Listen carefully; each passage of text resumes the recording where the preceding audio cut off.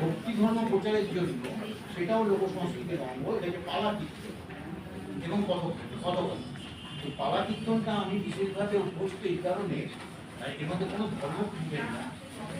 আমার বাবার কীর্তন লিখতে, যদি পেশা ছিল না, এটা সর্বচা এবং ব্রাহ্মণ পরিবার, কীর্তন লিখতেন, কীর্তন শুনে দিতেন এবং গাইতেন। তার একটা টিমও ছিল, সকালবেলায় উঠে শুনতে হয়তো খুব ভালো লাগবে না। প্রাসঙ্গিকভাবে আমার বাবা বিভাগী বাবাকে আমার মা সংস্কৃতি করেছিলেন, মায়ের কথাতেই শুনেছি, মায়ের কাছে শুনেছি। বাবার চাকরি কীর্তনের খাতাকে পুড়িয়ে দিয়েছিল বাবাকে সংসারে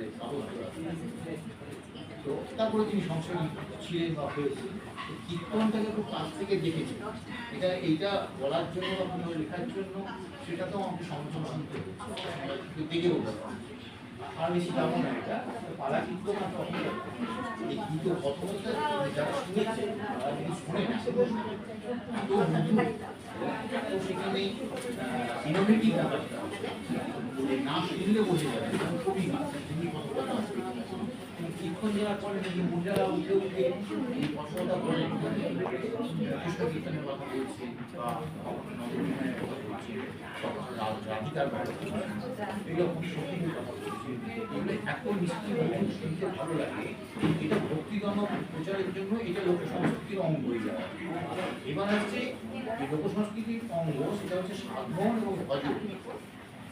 সাধনটা আলাদা, সাধনা করা ব্যাপারটা, ভজনটা দুটি আলাদা। এই সাধন এবং ভজন এখানকার আছে, সেটা হচ্ছে বাউল এবং বৈষ্ণবের। বাউল এবং বৈষ্ণব আমি আখড়া, যেটা আখড়াতে করা হয়, বাউলরা আখড়াতেই থাকে, বৈষ্ণব যদি আপনি জানেন কিনা জানি না, আমি ম্যাডাম আপনাকে বলছি, আমার একটা বলবেন পেয়ে যাবেন, চরিত্রটা পেয়ে যাবেন। আমি যখন হায়ার সেকেন্ডারি পরীক্ষা দিই ৭৫ তার আগের থেকে আমি একটি ভক্তি কীর্তন শিখে সাদা পোশাকে গুজরাটি পোশাক, গলায় গুজরাটি মালা, এছাড়া একটা বাড়ির সঙ্গে এসে দাঁড়াতে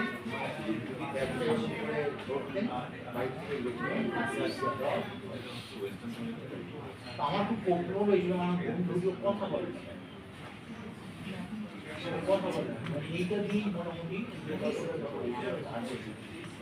তারপরে তাকে একদিন আমরা ধাওয়া করি, সে কোথায় থাকে, সেটা ১-১.৫ বছর বের যে গ্রামটাই থাকতো সেই গ্রামে এক বন্ধু আমাদের ধরে ফেলেন, জিজ্ঞেস করেন যে কোথায় যাচ্ছে। তো আমরা যখন বললাম দুজনে খুবই কৌতূহল, কথা বলে না, ও তো বৈষ্ণব, তো মরে গেছে, ও মারা গিয়েছিল, ওকে নিয়ে গিয়ে শ্মশানে দেওয়া হয়, আগুন জ্বালানো হয়। ও তখন মনে মনে কথা বলে, তখন সব হারিয়ে যায় ভূত বলে, এবং তারপর ওখান থেকে ওকে বাইরে করতে দেয়। জমি জায়গা ছিল, বাড়ি ছিল,